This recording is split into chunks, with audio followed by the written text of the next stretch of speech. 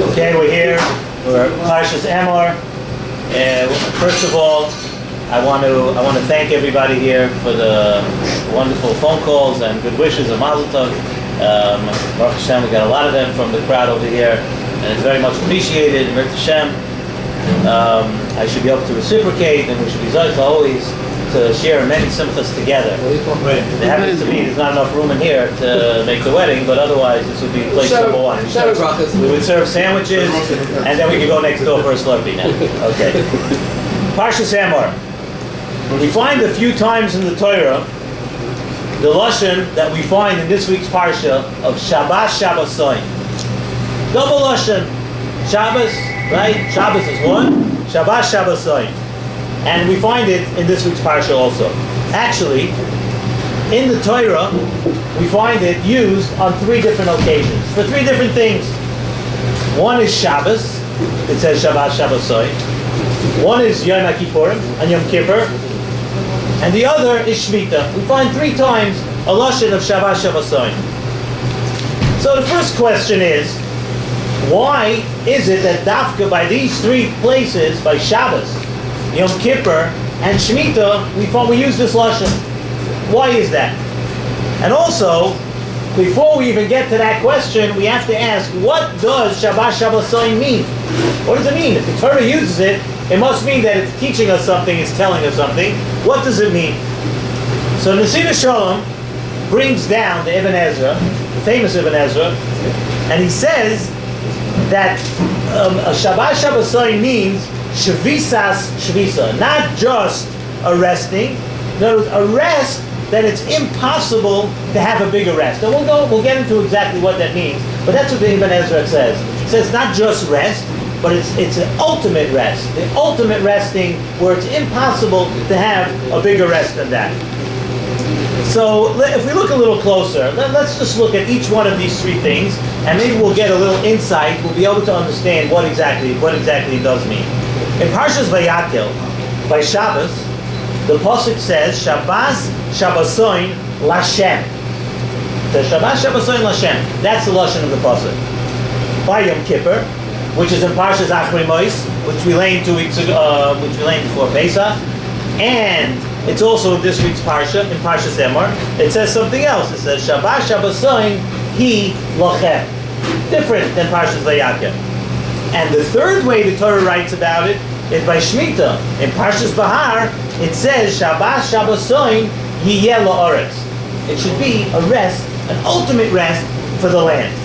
So let's analyze, let's take a look what the difference is in the words that the Torah uses for all these three things, and then we'll be able to understand what it means in general. The Nesina Shalom says that Shvisa alone, the word Shvisa means what? It means, we all know, it means the absence of malacha. It means first, Sheishas Yamim, you do work, let's say, and if you would just say Shavisa or one on Shabbos, it means the absence of work. You don't work. But Shabbos Shabbosoin, Dr. Nesina Shalom, means something more productive. You know, it's like the Ibn Ezra said, Shavisa she'ein lamala himena. It means something productive. A shvisa, not just a shvisa of the absence of malacha, but the Nesina Shalom says it means a shvisa of the neshama. And generally, when we speak to Nesina Shalom, I try to pick the ones that are not so deep or so mystical at all. Tonight we're going to get a little bit off of that. You'll have a geschmack in hearing it, but it's going to be a little bit different. You have to understand that Nesina Shalom sometimes speaks. I'm going to leave out most of the Zoyars and all that kind of stuff. We have a couple in here, but it'll be very geschmack. It says like this: HaKadosh Baruch Hu put everything that is living, everything that is being, every yontif, every part of a person's life, it has a neshama. Neshama means that there's a life. HaKadosh Baruch Hu injected a neshama. So like this: the neshama of the Briyas of the Nesina Shalom is Shabbos. Shabbos is it's hard to explain neshama in the English word, but think of it, the lifeblood. Shabbos is what gives the Shabbos is the neshama of the entire creation. In other words, let's look at Yom Kippur, right? Yom Kippur, Dr. Nesina Shalom, is the neshama of the entire year. In other words, there's something that Yom Kippur gives out that comes out of an entire year. And the Shavisa of Shemitah is the neshama of Eretz Yisrael. Those three things so far. There's the Bria, and then there's the year, and there's Kedushas Eretz Yisrael. And each of those has a neshama. So now, let's explain, let's go back to the Psukim, and I'm going to tell you exactly what that means. It says Shabbos, why is Shabbos called Shabbat Shabbosoin Lashem?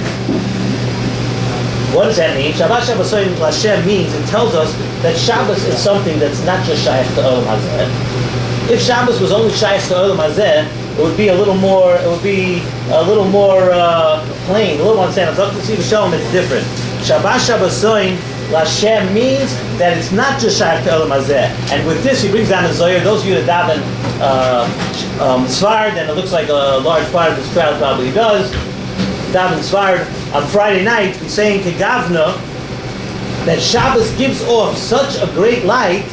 It says that all the Sitra Achra, in Aramaic we say that the Sitra Achra, they all run away. In other words, the power of Shabbos is so great that it has more than influence than in Olam Hazeh. The power of Shabbos is so great that it says, V'chol light Nisabamina, and everything, all the Sitra Achra, it has the power to take away, to chase away the Yetzer Hara, to chase away the Sitra Achra, whatever it means exactly, but it doesn't just belong to man below. Shabbos is so strong. Shabbos can have such an influence on a person. A person can accomplish so much with Shabbos, where Shabbos is the neshama of the Bria, that it has the power to do things more than Olam Hazeh. Shabbat Shabbosoin Lashem.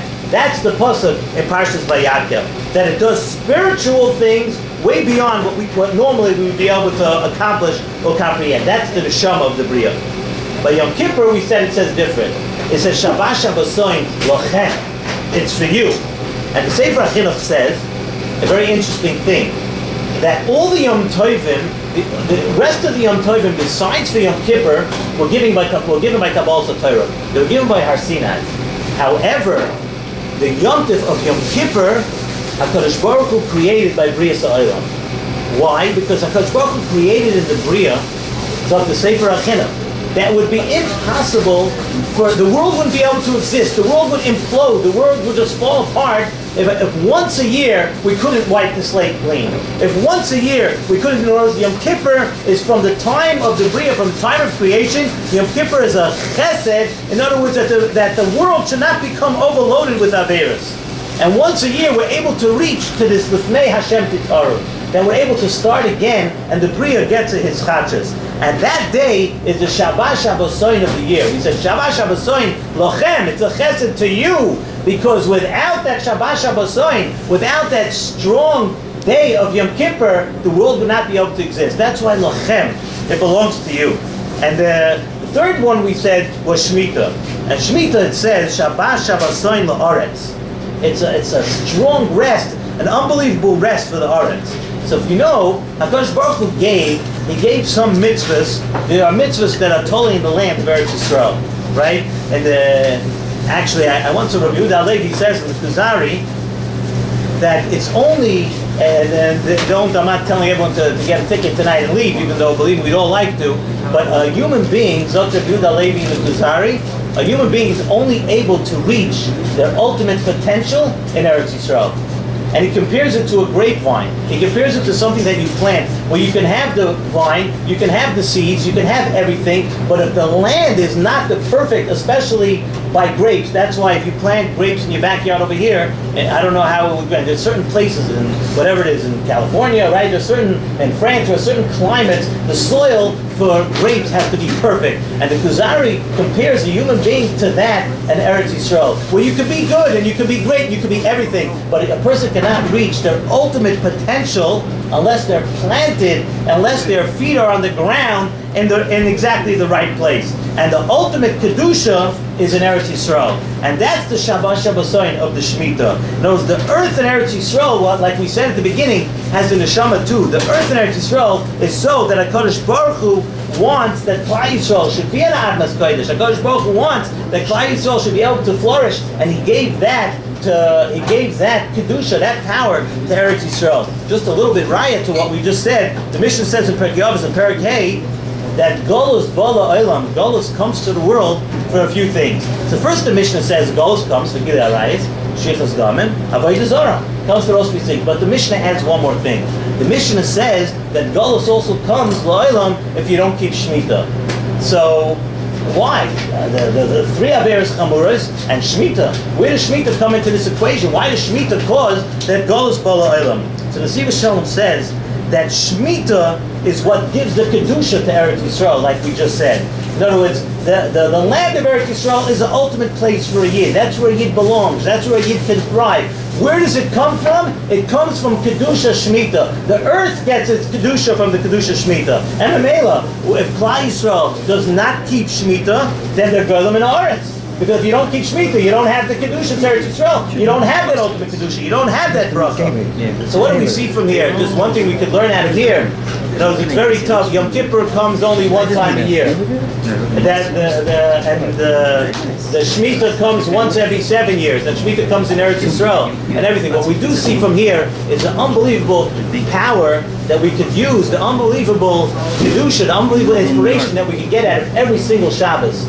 Yes, we have, like we say in Gavna, that it's more than for Earth. It can accomplish things, even with Shabbos. But a person has to want to. A person has to understand. He has to treat Shabbos with the proper Kedusha Shabbos. He has to understand the Kedusha of Shabbos and want to change every Shabbos to want to do. So tomorrow night we have our first opportunity to step into this Shabbat Shabbosoin Lashem. Think about it when you come to Shabbos, how much Shabbos could actually accomplish for you.